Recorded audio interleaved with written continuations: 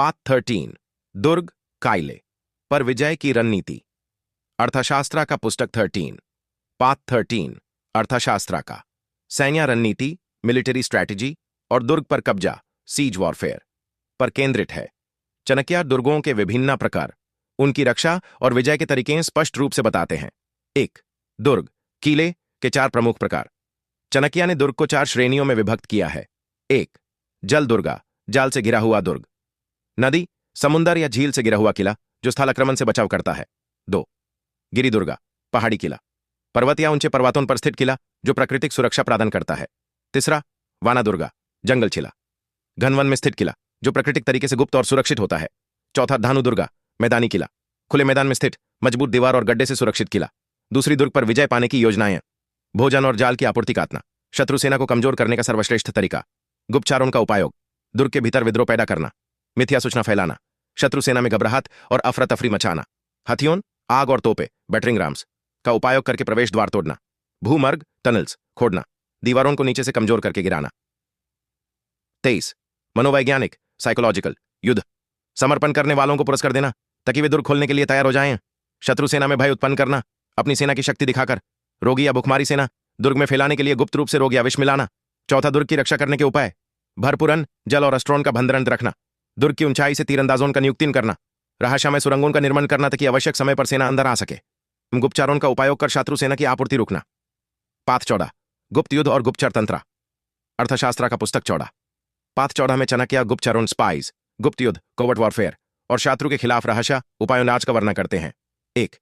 गुप्तचरों spies की महत्वपूर्ण भूमिका। शत्रु देश में गुप्तचर भेजने चाहिए जो जानकारी प्राप्त करें।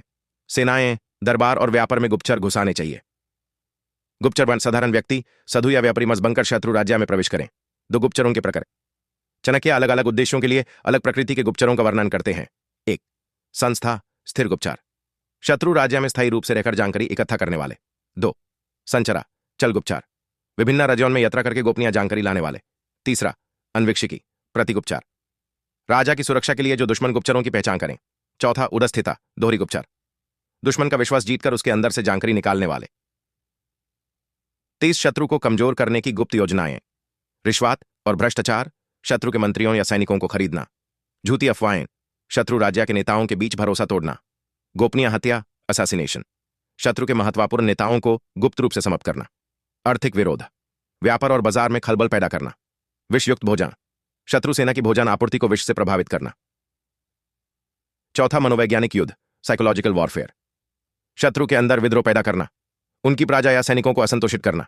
संधि का नतकमा, दिखाने को शांति बनाए रखना पर पीछे से युद्ध की तैयारी करना। दुश्मन को आत्मविश्वास में रखकर धोखा देना ताकि वो सुरक्षा कम कर दे। पाथ 30 में दुर्ग युद्ध और रक्षा की योजनाएं हैं जो दिखाता है कि सैन्य शक्ति और रणनीति का सही उपयोग आवश्यक है। पाथ 14 में गुप्त युद्ध, गुप्तचर तंत्र और मनोवैज्ञानिक युद्धों का वर्णन है जो दिखाता है कि जीत हमेशा खुले युद्ध से नहीं होती, कभी कभी रहस्य उपाय अधिक लाभदायक होते हैं। अलग अलग प्रकृति के दुर्ग अलग रणनीति मांगते हैं। मनोवैज्ञानिक युद्ध साइकोलॉजिकल वॉरफेयर भी युद्ध जीतने का एक शक्तिशाली आयुध है। गुप्तचर राज्य सुरक्षा और युद्ध जीतने में महत्वपूर्ण भूमिका निभाते हैं। रिश्वत, भ्रष्टाचार और विश्व युद्ध में बिना सैन्य ताकत के जीत की संभावनाएं बढ़ाते हैं। एक शत्रु को उसके अंदर से तोड़ना बाहर से आक्रमण करने से भी अधिक आसान और सफल हो सकता है।